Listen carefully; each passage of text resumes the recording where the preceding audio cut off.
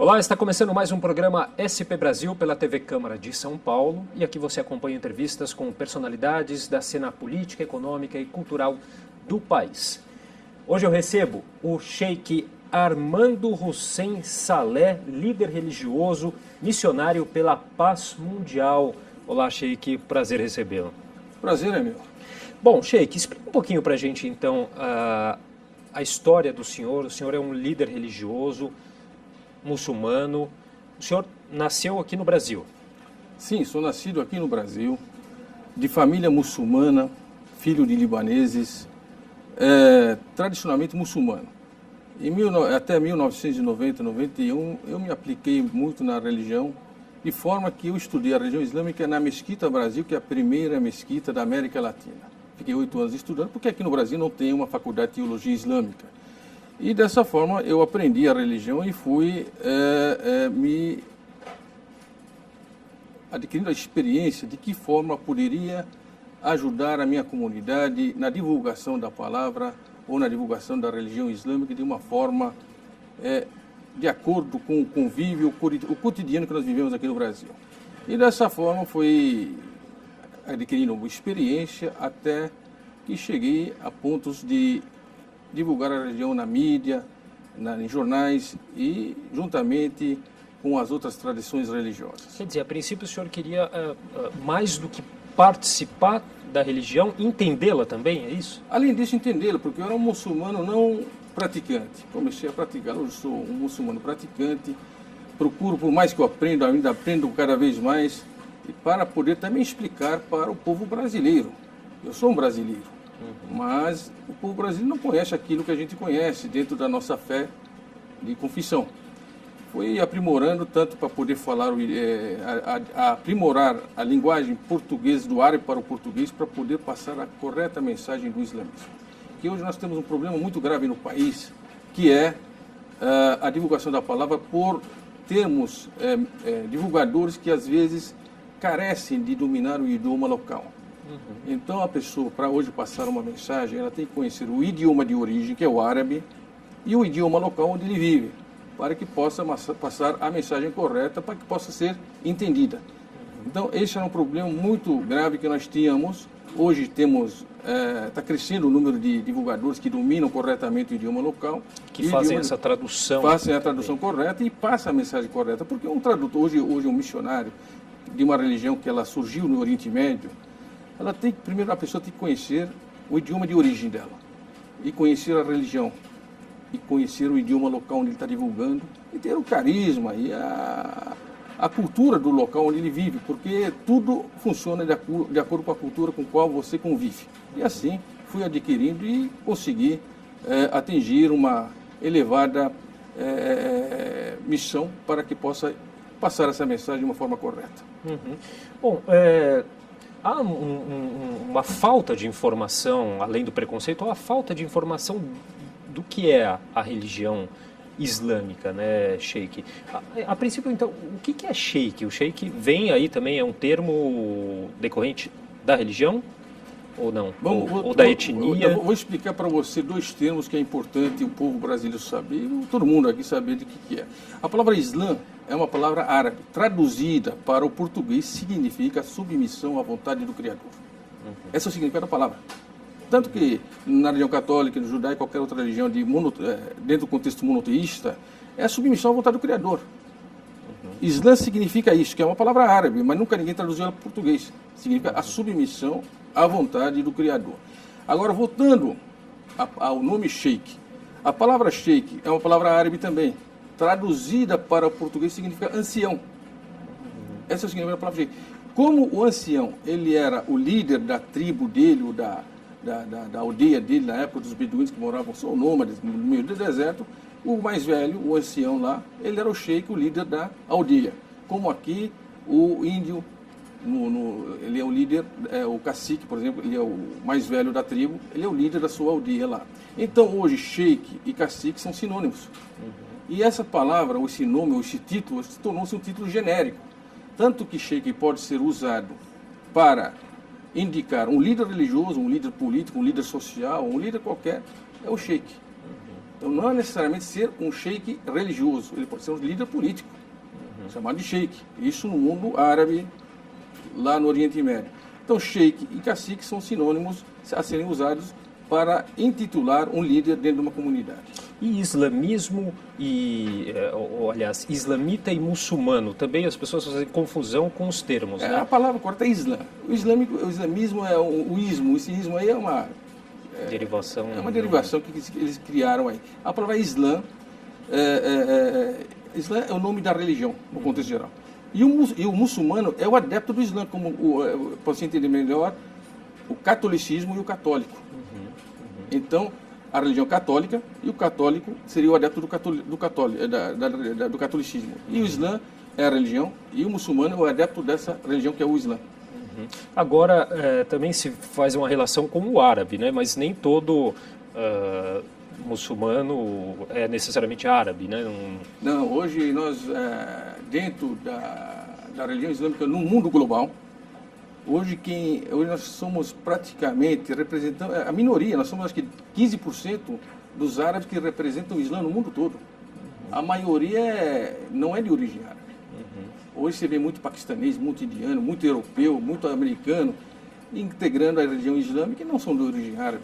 Está certo que a religião islâmica ela se revelou na Arábia Saudita para o profeta ele era um árabe, o Alcorão foi se revelando no idioma árabe e hoje, os árabes são o que menos representam dentro do Islã no mundo todo. São praticamente uns 15%. E aqui no Brasil? Aqui no Brasil ainda carece muito o desenvolver do crescimento do islamismo. No mundo todo, ele cresce mais nos países desenvolvidos. A Europa, como a Europa e a América do Norte. Nos países subdesenvolvidos, que menos cresce. Porque o que nós temos dentro da estatística de levantamento, a maioria que ingressa no islamismo ou se converte ao Islã na Europa ou na América do Norte é através de convicção e de conhecimento. Ele não entra por ser simpatizante meu, simpatizante da religião, ou através de uma forma não correta. Quer dizer, dentro dos países desenvolvidos, eles entram por convicção. E outros países, às vezes, entram por simpatizar pela religião ou pelos divulgadores. E é uma coisa bem diferente por falta de ler ou estudar a religião. Quais que são os preceitos do Islã, Sheikh? O Islã é baseado em 5 preceitos, ou 5 pilares, vamos falar assim, que é práticos, e temos 6 pilares, que é da fé. Então, na verdade, antes de eu começar a explicar para você os pilares da fé e os preceitos da prática, a religião é uma só. Todas as religiões que antecederam a nós, como o catolicismo, o judaísmo, a religião de Abraão, a religião de Noé, essas religiões são tudo vem de uma base que termina numa universidade. Então elas têm o mesmo fundamento, a mesma fé de acreditar que existe um Criador nesse universo. É o único.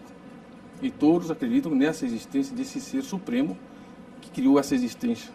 E ele é o dono da gente, é o dono dessa existência toda. Dentro dos ensinamentos revelados a nós, muçulmanos, da mesma forma que foi revelado às outras tradições que nos antecederam, é de acreditar na unicidade desse Criador, que ele é a salvação. Mas para chegar nele, você precisa de um caminho. E esse caminho seriam os seus escolhidos mensageiros que ele escolheu para ensinarem os seus seguidores, os seus contemporâneos.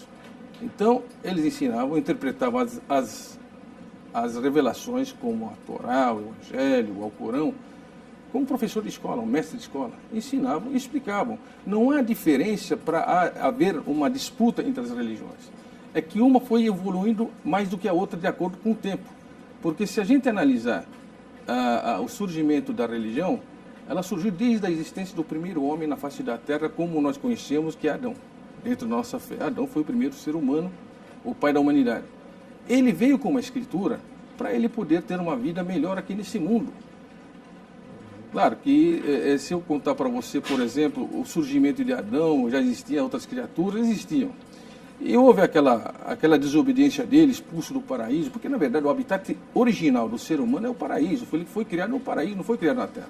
Foi expulso para a Terra para ter uma vida determinada. E essa vida eles passaram por um vestibular aqui para conseguir voltar para sua morada original. E ele, quando foi expulso lá do paraíso para a terra, ele recebeu essa escritura, aonde também ele usava essa escritura para poder ter uma vida melhor aqui na terra. Só que com a evolução humana, dentro da sincronia do tempo, nós dividimos o tempo da seguinte forma: depois do dilúvio, tivemos 5 profetas ou mensageiros que mais sofreram na divulgação da palavra. Na verdade, foram 120 mil profetas e mensageiros, mas 5 se destacaram.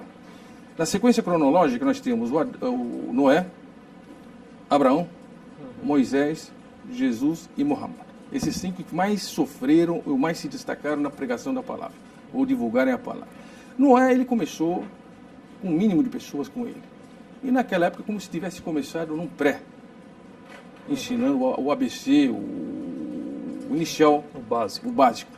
E houve a evolução humana, porque a gente pode parar no tempo, mas o mundo não para. Ele vai crescendo, vai evoluindo. E nós já calculamos aproximadamente de 600, 700 anos de tempo, de período entre um e outro desses profetas que eu citei agora. Então, há uma decadência dentro da evolução que chega num tempo que aquele mestre, ele não tem mais a capacidade o suficiente para poder se atualizar com a evolução do ser humano. Aí era necessário surgir mais ou enviar mais um profeta ou um mensageiro, que veio na sequência o Abraão, com uma atualização melhor do que estava com Noé. Mas a base fundamental de tudo aquilo lá é de crer na unicidade do Criador, que é a base de tudo, é a salvação do ser humano. E Abraão veio com a mensagem nova, onde ele desafiou naquela época aqueles que adoravam fogo, adoravam seres humanos, adoravam constelações, sol, lua. Então ele veio para acabar com essa adoração falsa, acabar com as imagens. Então ele lutou contra todos esses tipos de adorações para mostrar aos seus contemporâneos que a adoração deles estava errada. E ele precisava atualizar isso, então se revelava uma nova mensagem, e ele pregava aquela mensagem, ele interpretava aquela mensagem para os seus contemporâneos se atualizarem.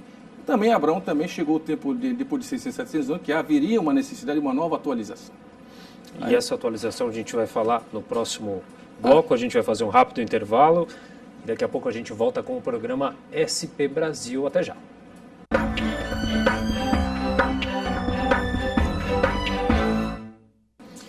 Estamos de volta com o programa SP Brasil pela TV Câmara de São Paulo, que hoje recebe o líder religioso Sheikh Armando Hussein Saleh, missionário pela paz mundial. Sheikh, a gente falava então dos principais profetas no bloco anterior, né? A gente parou em Abraão. Parou em Abraão. Então, Abraão, como nós dissemos, ele veio, ele é taxado como o pai do monoteísmo. Ele é o pai de todo o monoteísmo. Porque ele combateu a adoração de idolatria, do fogo, dos seres humanos e até de estrelas e constelações. Então, ele combateu tudo quanto é tipo. E ele, claro, teve seu período também, que se esgotou também, depois de 600, 700 anos, que havia uma necessidade de atualização por causa da evolução humana. Ele fez o trabalho dele, aí precisava mais uma atualização, que veio aí depois dele, Moisés. E Moisés surgiu numa época do faraó, o tirano faraó, que na verdade o tirano faraó, ele se considerava o Deus. Ele se achava o Deus. E o Moisés tinha que mostrar para aqueles que o acreditavam nele como Deus, que ele estava os enganando, de forma que ele desafiou a magia, eles eram tudo mágicos. E mostrou a maior das mágicas para o faraó e os seguidores, que é a abertura do mar. E salvou os filhos de Israel para a terra prometida.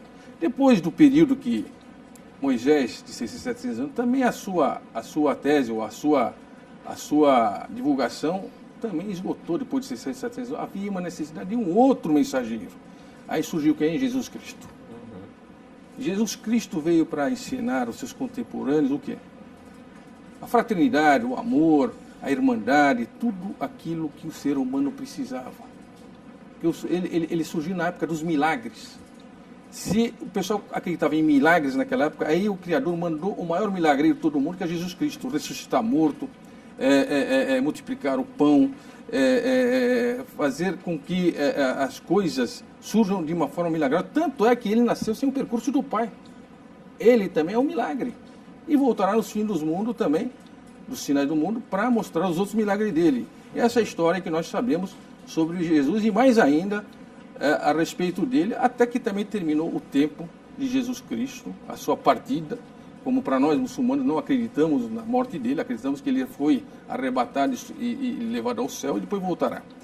Até que precisava de mais uma atualização e por final surgiu quem? Muhammad sallallahu alaihi wasallam, porque ele é a promessa do filho Ismael, porque quando Abraão construiu a Kaaba, ele fez a súplica que sejam dos seus descendentes, filhos dele, netos, bisnetos, que carregassem a palavra do Criador para o bem de toda a humanidade. Então, desde Isaac até Jesus Cristo, o último dos mensageiros e profetas, terminou ali a profecia, porque o último deles, dos filhos de Israel, foi Jesus Cristo. Aí precisava se concretar, ou se concretizar a promessa do filho de Ismael, que veio um só, que é Muhammad. Ele foi o último. E Muhammad também veio para, naquela época, como já tinha terminado, já tinha evoluído de uma forma a humanidade, de forma que chegaram a regredir. Aí ele veio para lembrar os ensinamentos de Noé, de Abraão, de Moisés e de Jesus de uma forma universal, para lembrá-los e escrevê-los na sua mente ou no seu coração, e na prática de como praticarem esses ensinamentos que antecederam a Muhammad sallallahu alaihi wasallam. Então, ele seria a faculdade. Nenhum deles se divergia entre um e outro. Nunca Moisés falou que Abraão era melhor ou pior, ou Jesus falou que Moisés era melhor. Não. Tanto é que o profeta falava o seguinte: nós, profetas e mensageiros, somos irmãos de mães diferentes. Quer dizer, eles não se divergem, apenas procuram atualizar aquilo que é necessário para o ser humano. E o Alcorão foi o desafio maior que existe hoje, na sua íntegra, desde a sua revelação no idioma árabe, sem alterar uma vírgula nele. E é um desafio para todo humano que consiga fazer dele, ou fazer uma parte dele, quer dizer, um versículo que possa ser desafiado por qualquer filósofo desse mundo que exista, desde os árabes até hoje. Porque o Alcorão Sagrado é escrito numa forma aritmética, uma forma numérica, que nenhum ser humano consegue fazer. Porque é a palavra do Criador, e a palavra do Criador é perfeita. E a palavra do homem é imperfeita. Então ele está desafiando até acabar o mundo, desafiando todo mundo e fazendo descobrir coisas que nós desconhecemos atualmente e futuramente. O Alcorão já revelou tanta coisa há mais de 1430 anos para toda a humanidade e ainda continua revelando pelos cálculos que os grandes descobridores, os grandes teólogos vão descobrindo a cada dia que passa para o bem de toda a humanidade. Esse é o desafio. E aí quais são os principais, os dogmas, os preceitos? Bem. Os preceitos da religião islâmica, toda religião tem a sua base. Toda. A nossa islâmica é baseada em 5 pilares. Hoje, um ambiente como esse, se não tiver um pilar, um teto, ou um pilar, nunca vai sustentar a laje, vai cair. Então tem que ter o pilar para sustentar essa religião. E os pilares da religião islâmica, para que ela seja sustentada e ela seja firme e sólida, ela é baseada em 5 pilares. O primeiro pilar é o testemunho de fé, de acreditar na unicidade do Criador. A partir que um ser humano o testemunho de fé com convicção de coração, ele está salvo e ele está nas mãos do Criador. Se acreditou nele, acabou a história. A salvação do ser humano é acreditar no seu Criador. E é essa a nossa salvação, acreditar na unicidade do Criador e acreditar em Muhammad, que é seu servo e mensageiro. Ele é seu servo e mensageiro. Ele é uma criatura humana, mas ele serve ao Criador e é um mensageiro que veio com uma mensagem para divulgar para todos os seus seguidores e toda a humanidade. Esse seria o primeiro pilar. Então, Esse é o primeiro primeiro pilar de fé. Isso. Segundo pilar é a prática das 5 orações diárias divididas em tempos diferentes. Você tem a oração da alvorada, que é praticamente hoje às 5 horas da manhã, 5h10 mais ou menos. Você tem a oração do meio-dia, que hoje no horário novo nós estamos aí a 15 para 1 ou 10 para 1. Esse é o horário novo. E você tem a oração da tarde, que é 4 genuflexões. Eu não falei da genuflexão. A oração da manhã são 2 genuflexões. A do meio-dia são 4 genuflexões. O que são genuflexões? São prostrações, são rituais que se faz em cada oração. A primeira da manhã, elas são 2 genuflexões. Você prostra. As posições. Isso. Né? E genuflexa com a testa no chão. São as genuflexões que a gente calcula cada uma. São 2 na parte da alvorada, são 4 no meio-dia e são 4 à tarde. À tarde é mais ou menos umas 4h15, 4h20, mais ou menos. E você tem a do crepúsculo no pôr do sol, 3 genuflexões, e à noite, na ceia, 4 genuflexões. Isso daí, o que seria? Isso daí é o enriquecimento da alma do ser humano. Porque o ser humano ele é formado de uma matéria e uma alma, um espírito. Essa matéria, para se sustentar, ela necessita se alimentar. E ela não come arroz e feijão, aquilo que a matéria come. Aqui você come o produto que a terra produz, porque a nossa origem é o pó da terra. E aquilo que a terra produz sustenta a nossa matéria. Mas a alma não come arroz e feijão. Ela precisa de um alimento especial vindo lá de quem? Do Criador. Então, com a sua ligação com Ele, você enriquece a sua alma, conversa com Ele e pede as suas necessidades para Ele. Esses são os períodos de conversação. Por isso que a gente fala. Para falar com o Criador é gratuito, não precisa pagar telefone, não precisa pagar nada. É só discar 244 34. Esse é o telefone direto com o Criador. Sem DDI, sem nada. Que são as orações que tem o objetivo de enriquecer a sua alma e comunicar com Ele as suas necessidades. E essas orações podem ser feitas em qualquer lugar ou tem um lugar específico? Todo quanto é lugar, até se for um lugar que tem que ser lugar limpo, mas se não estiver limpo e só tiver aquele lugar mesmo, é obrigado a fazer. Você não pode deixar de fazer as orações. Porque você é questionado por tudo dentro da religião. Se você faltar com alguma coisa, você pode repor ela, mas a oração não dá para repor ela porque ela tem o seu devido horário. E aquele horário, se passou, acabou, se perdeu. Aquele horário não dá para repor ele porque já foi, já passou. Todo dia todo dia muda o dia, mas nesse dia você tem 5 orações. Se você perde uma oração, você não tem como repor ela porque o tempo dela passou. E quanto tempo dura cada oração? Bom, ela varia de acordo com a recitação que você faz. A nossa forma de conduzir a oração, nós sabemos que os árabes hoje memorizam o Alcorão. E o Alcorão tem 114 capítulos. Aí depende a disponibilidade de cada um. Você pode recitar um capítulo pequeno, de 3 versículos, 4 versículos, ou um de 286 versículos. Aí varia da disposição de cada um. Entendi. Então ela dura de acordo com o que você vai recitar. E ela só pode ser recitada no idioma árabe para não dar diferença na interpretação. Bom, aí então esse é o segundo pilar da oração. Né? Temos o terceiro pilar. O terceiro pilar é o seguinte, é o pagamento do zakat. O zakat é uma palavra árabe também. É você purificar a sua riqueza e destinar para 8 categorias dentro da sociedade. Vou explicar melhor para você. Todo ser humano, ele tem uma fortuna. Ele ganha um dinheiro dele, um bem para ele. E esse bem, se ele atingir, por exemplo, o valor de 83 gramas de ouro, o valor de 83 gramas de ouro se calcula pelo país, o valor, multiplica por aquele valor, esse é o valor que é obrigatoriamente, é tipo imposto de renda. O imposto de renda foi tirado do zakat. Se tira esse valor e destina para 8 categorias existentes dentro de uma sociedade. Pobres, necessitados, aqueles que arrecadam, os fiscais que arrecadam, para libertar escravos, para aquele que é um devedor insolvente por causa da instabilidade econômica do país, ele sofre a queda ou a quebra da sua empresa, ele tem esse direito. Para um viajante que foi assaltado, perdeu a sua riqueza, ele tem esse direito pela causa de Allah. Então são 8 categorias existentes da sociedade que se destinam a esse zakat. Você mesmo pode destinar, que o dinheiro é seu, se você tem muito dinheiro, você organiza uma equipe e manda trabalho e destinar diretamente para essa pessoa. Então esse zakat, na verdade, o que é? Ele ajuda a manter o equilíbrio socioeconômico dentro da sociedade. Você não vê pobre mais porque o rico está destinando aquele valor que é de direito de si pobre e necessitado. E ele tem até direito de pedir para você. Se ele sabe que você tem esse dinheiro, ele tem direito de pedir para você se dá para ele. Que é dele, né? Então você purifica esse seu dinheiro e dá para ele. E esse é o funcionamento de uma sociedade islâmica correta. E hoje não está se aplicando isso daí. Se aplicam isso e você não vê mais pobre numa sociedade.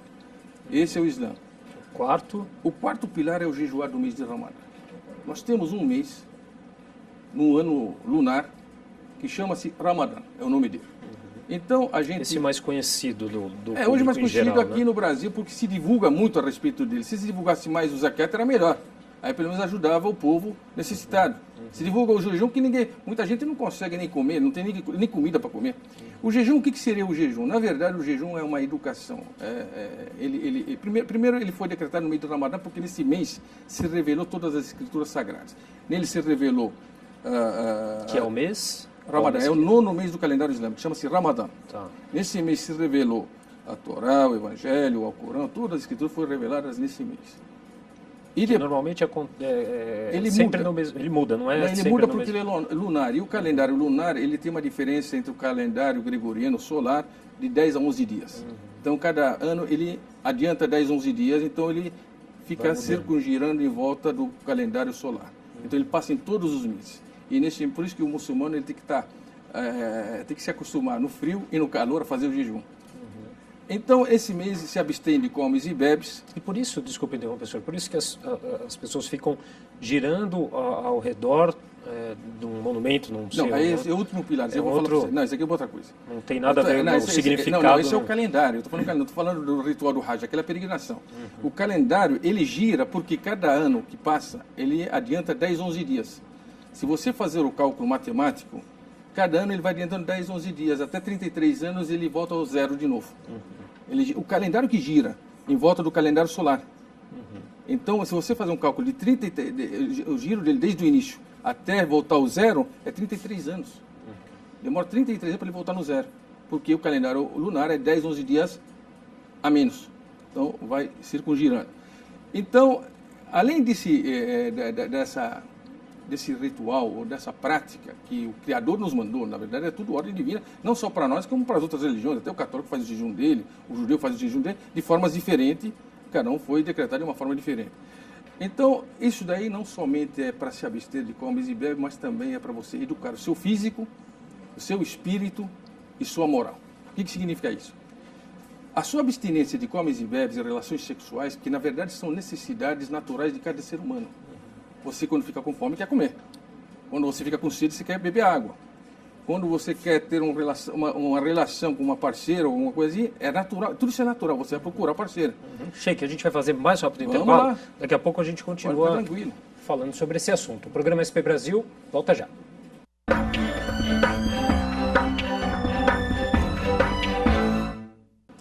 Estamos de volta com o programa SP Brasil, pela TV Câmara de São Paulo, que hoje recebe o líder religioso Sheik Armando Hussein Saleh, missionário pela paz mundial. A gente falava então aqui sobre o Ramadã, sobre o jejum que é necessário fazer. Gostaria que o senhor continuasse então falando. Muito bem. Então o jejum, a abstinência de comes e bebes e relações sexuais, que é o domínio ou a educação, ou a disciplina do espírito, do físico e da moralidade da pessoa. Por quê? Se abster de comes e bebes relações sexuais é de abster de coisas naturais do ser humano. Isso é coisa que você sente na sua natureza. É diferente daquilo que você adquire do meio que você convive. Por exemplo, o assassino, ele é da natureza dele ou ele aprendeu no meio que ele vive? É uma coisa que veio de fora. Então, não é uma coisa que é dele, da natureza dele. O mau comportamento também não é uma coisa que ele aprendeu ou da natureza dele, porque a pessoa nasce inata, zerada, sem nenhuma mácula.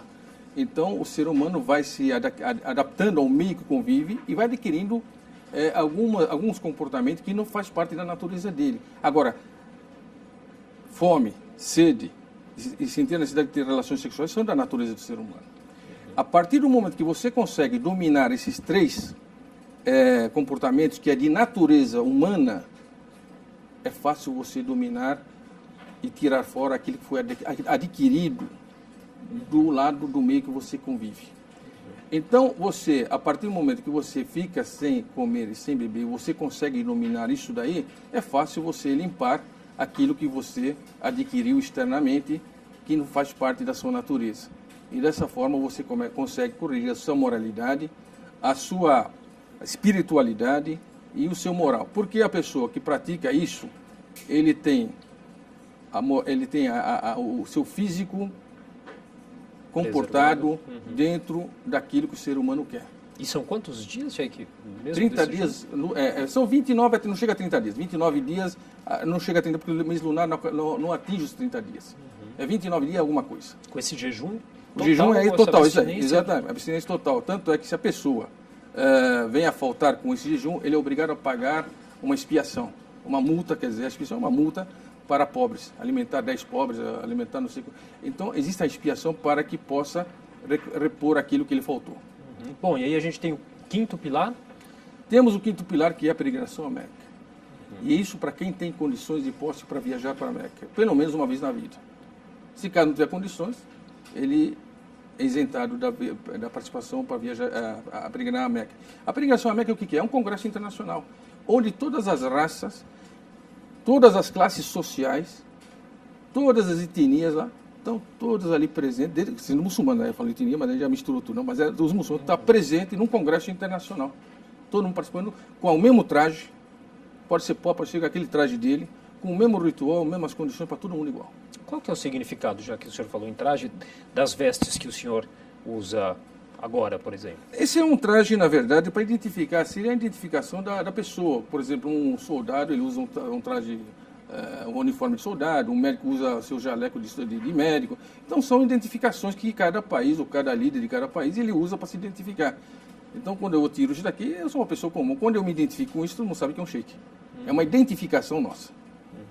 E o líder religioso muçulmano é visto mais ou menos como um padre na região católica ou não tem nada a ver? Sim. O padre, quer dizer, a função dele é ensinar os ensinamentos de Jesus Cristo na paróquia dele ou na igreja dele lá para os seus seguidores ali na igreja. E o sheik é a mesma coisa também. Só que existe uma hierarquia dentro dessa liderança. Existe uma hierarquia, claro. O sheik tem sheik aquele que ele é jurisprudente, tem sheik que ele é teólogo, tem sheik que ele é filósofo, tem sheik que é... O senhor é formado em teologia? Teologia Islâmica na Mesquita Brasil, desde 1990 até 1998. Temos esses 5 pilares? Cinco pilares. Agora nós temos os pilares de fé. São 6 pilares. Por exemplo, você já viu o Criador? Você acredita no Criador? Sim. Você já viu ele? Não. Como é que você acredita nele então, se você não viu? Então, esses são os pilares da fé, de acreditar naquilo que a gente não vê. Porque a gente sente ele. Então, o Criador é sentido por nós. Então, existe um Criador, mas não vemos. Por exemplo, você acredita em anjos? Sim. Mas você já viu anjo? Também não. Nós acreditamos na mesma coisa, porque foi informado para nós que existem os anjos. Você acredita nos profetas e mensageiros, como Jesus, Moisés, Muhammad, Abraão? Você acredita neles? Sim. Você já viu eles? Também não. Então, nós acreditamos neles também. Isso chama a crença no incognoscível, aquilo que a gente não viu. Você acredita, por exemplo, no dia predestinado?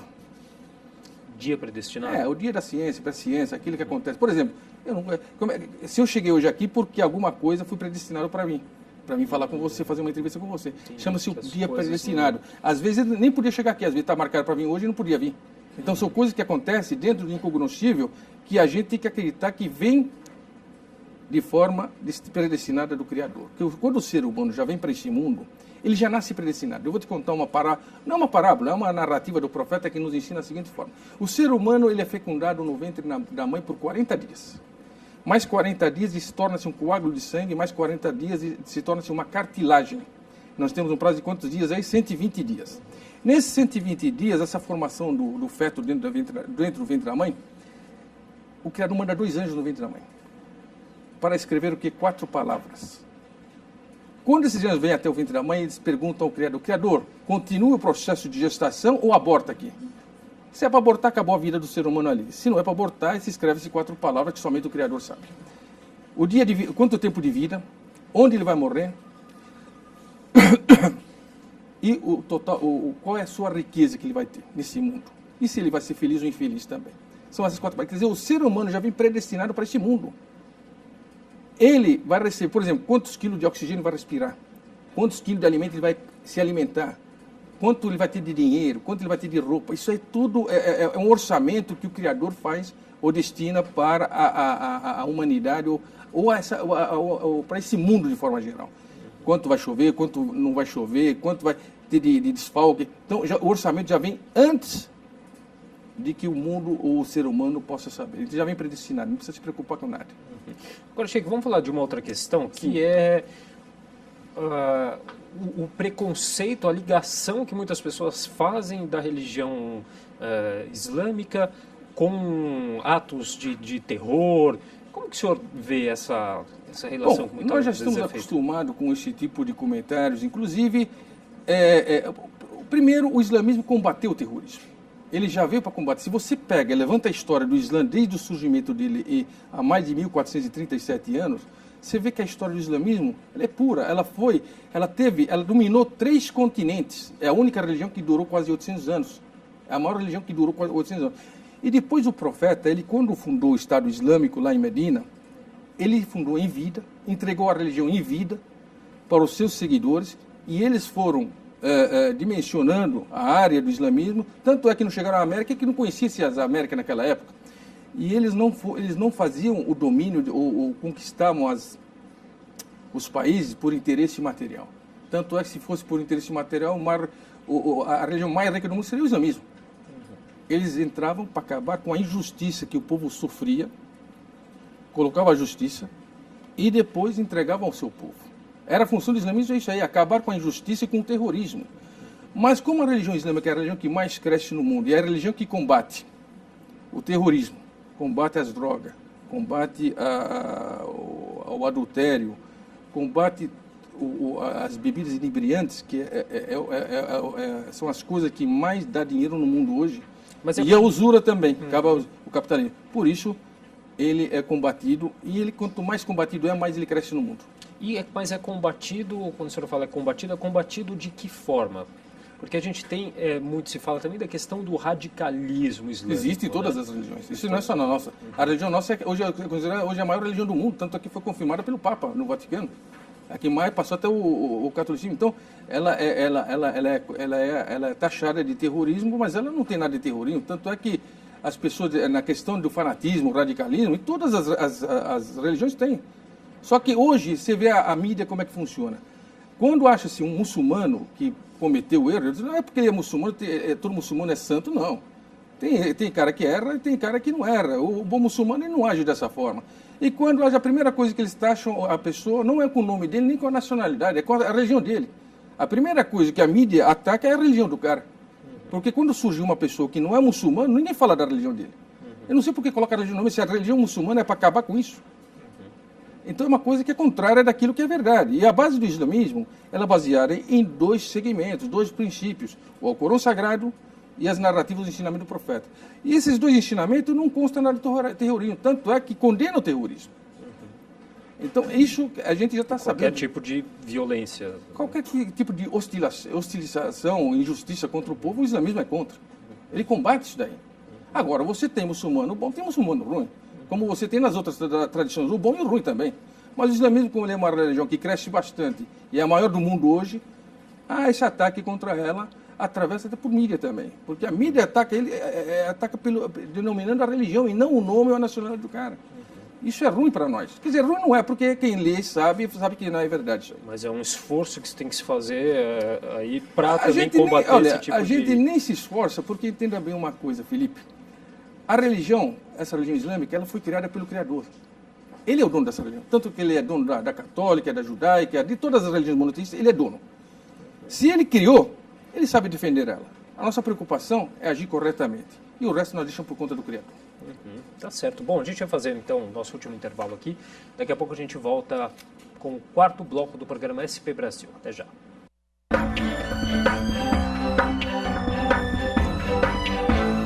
Estamos de volta com o programa SP Brasil pela TV Câmara de São Paulo, que hoje recebe o líder religioso, o Sheikh Armando Hussein Saleh, missionário pela paz mundial.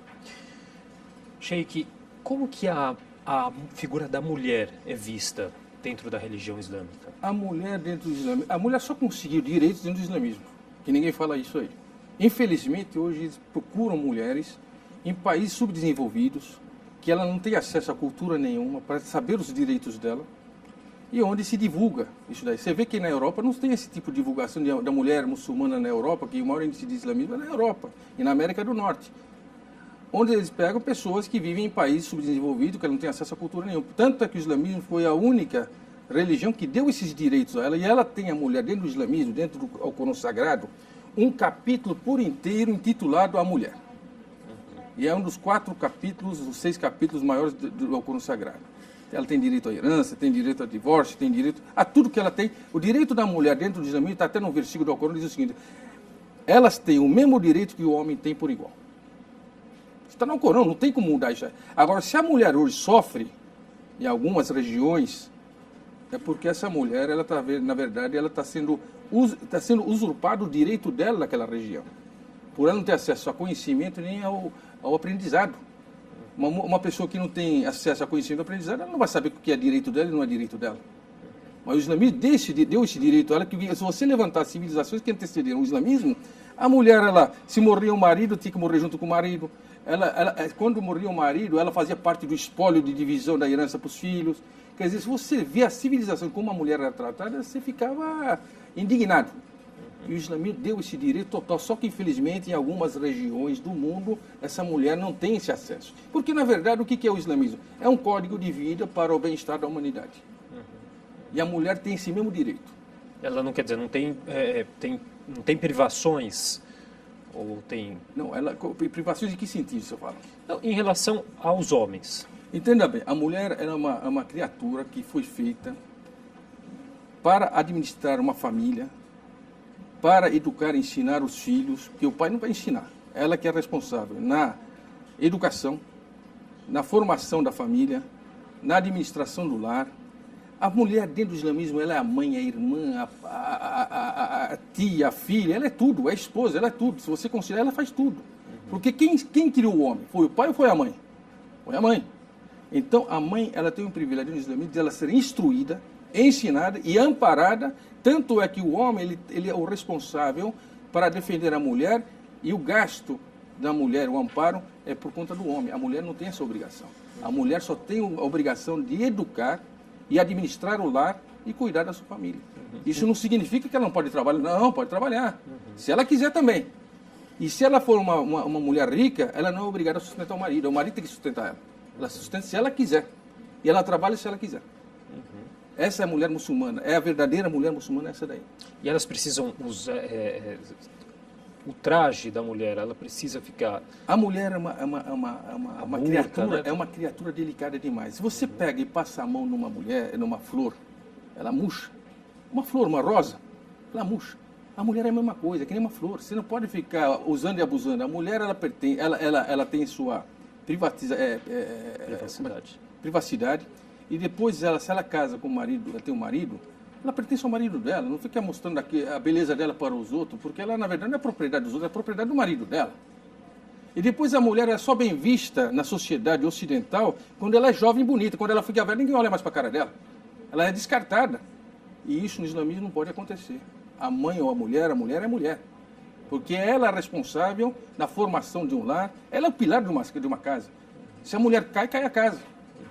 E o traje dela é para defendê-la, ampará-la. E também isso também vem culturalmente, não culturalmente, mas sim dentro dos preceitos divinos religiosos que foram revelados para nós, que a mulher tem que andar amparada dessa forma. E ali no Oriente Médio, todo mundo anda dessa forma aí. Quer dizer, são culturas religiosas diferentes de culturas não religiosas. Como que o senhor vê a relação entre política e religião? Tanto que a religião é política. A religião é política, ela não era... Tanto é que eu falo, quando o profeta, ele em vida entregou um Estado Islâmico formado, entregou a religião formada em vida. E na época do profeta houve as conquistas, a dimensão das conquistas que tivemos, e o islamismo e a religião, ele usava da política para poder negociar, para poder se relacionar com os outros países. É política, é a mesma coisa. Como que uma religião não pode ser política? Ela tem que ser política, tanto é que o islamismo, tanto o profeta, ele criou o Estado, vamos dizer, teopolítico, teologia e política junto. E formou dessa forma, baseado no regimento ao Corão Sagrado.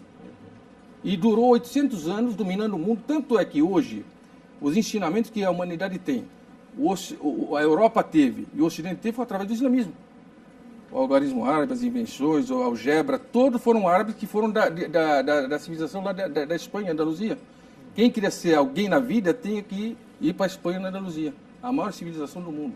E depois, a religião islâmica nunca destruiu uma religião. Tanto quando o califa Omar reconquistou Jerusalém, quando ele foi receber a chave ele entrou na cidade, o bispo da época entregou em mãos dele. O bispo queria que ele viesse rezar a oração do meio-dia e ele convidou para rezar na igreja. O que ele fez? O califa Omar resistiu e não rezou. Ele falou, por que não pode rezar na igreja? Ele falou, não, poder pode. Se eu rezar aqui, amanhã vão destruir a sua igreja aqui, vai virar uma mesquita. Ele rezou onde está aquela cúpula de ouro ali, que é no quintal. Porque ele já sabia, ele não queria destruir aquelas religiões que existiam ali. E encontrou uma sinagoga destruída ali em Jerusalém. Ele pediu para o exército islâmico, não para o povo da região, limpar aquela sinagoga e mandar os judeus praticarem a confissão de fé deles, a prática de fé religiosa deles. Tanto é que o filme Saladino, recentemente, aí, que foi mostrado, você vê como é que o Saladino se comportou com o maior inimigo dele, queria matar ele. Ele foi lá e curou ele, Saladino. E fora, nós temos, por exemplo, aqui, o Cassius Clay, Muhammad Ali, ele é um muçulmano convertido. Olha a atitude como era dele. Você tem o irmão do Michael Jackson, fala que o Michael Jackson também tem um monte de... Tem aquele Garud, como é que chama o francês lá? Roger Garud, filósofo francês, que ele mostrou o islamismo na sua íntegra para os ocidentes. Ele é um francês. Temos muitas pessoas... o Jacques Cousteau, por exemplo, temos muitas personalidades convertidas ao islamismo que divulgam o islamismo de uma forma fantástica, melhor que nós muçulmanos árabes. Agora, o senhor já foi candidato a vereador aqui em São Paulo, né? O senhor tem pretensões políticas hoje em dia? Não, entenda bem, eu fiz um teste porque na época todo mundo foi contra, disse que religioso não pode ser político. Eu falei, sabe de uma coisa, eu quero testar o que é isso daqui. Eu fiz um teste, na verdade, não gastei um centavo na minha candidatura. Então, é um negócio fácil. Por que não participar se temos condições, nós muçulmanos, de contribuir com a melhora de uma sociedade que vivemos? Além de eu ser muçulmano, eu sou um brasileiro também. Não sou um convertido, sou um brasileiro, muçulmano de origem, e posso também ajudar a melhorar a situação do país, porque nós temos muito a contribuir para melhorar esse país.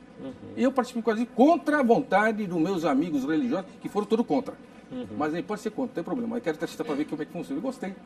Agora, se nessa próxima, depois que eu vi tanto escândalo, eu vou ver como é que vai ficar isso daí. Vou tentar.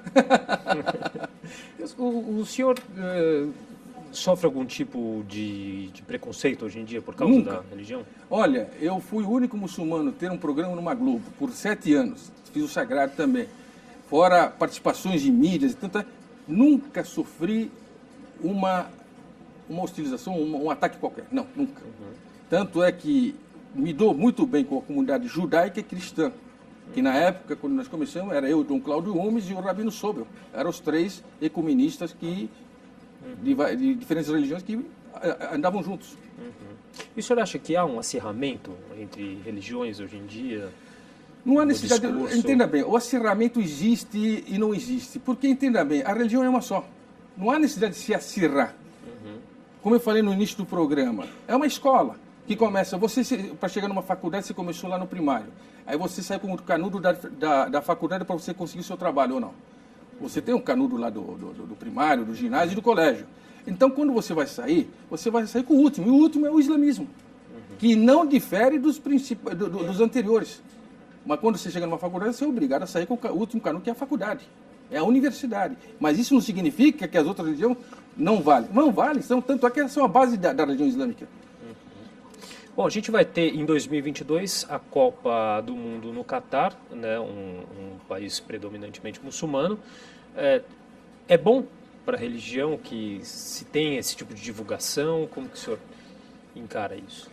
Entenda bem, a religião islâmica incentiva a prática do esporte, sendo futebol ou outra atividade, natação, qualquer ela incentiva, dentro do conceito que o islamismo prega.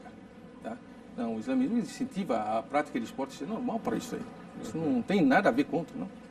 Não, mas é bom que a religião vai acabar se falando mais sobre a religião.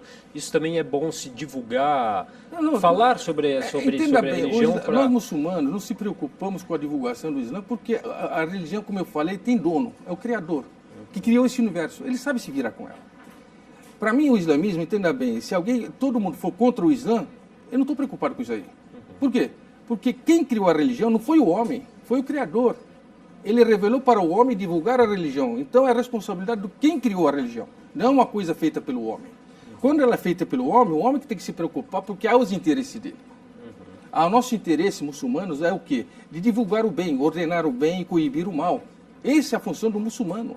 E através desses ensinamentos que nós temos que pregar para o bem da humanidade. Você acha que eu quero viver nesse mundo sozinho, bam, bam, bam, e o resto passando necessidade, ou sofrendo as consequências? Não.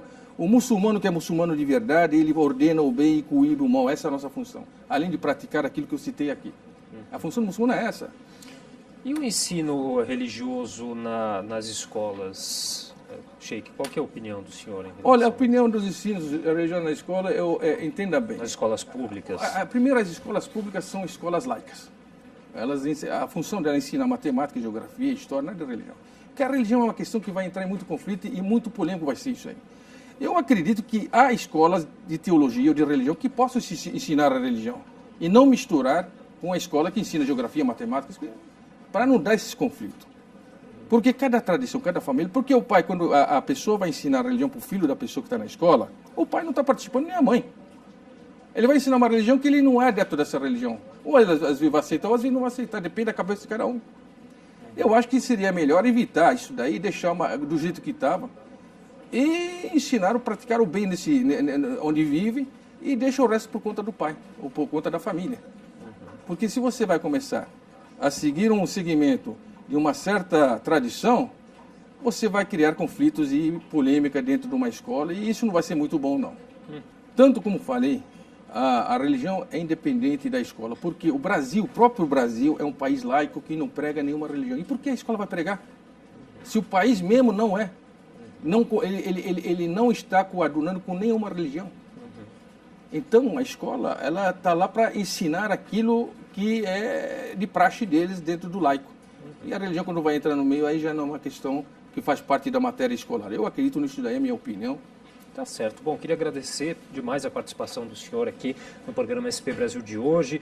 O Sheikh Armando Hussein Saleh, um líder religioso, missionário pela paz mundial. Muito obrigado pela participação. Eu que agradeço o convite e quando precisar para mais informações sobre a religião islâmica, estamos à disposição. Okay. Muito obrigado pelo convite também. Muito obrigado. E o programa SP Brasil de hoje vai ficando por aqui. Até uma próxima. Tchau.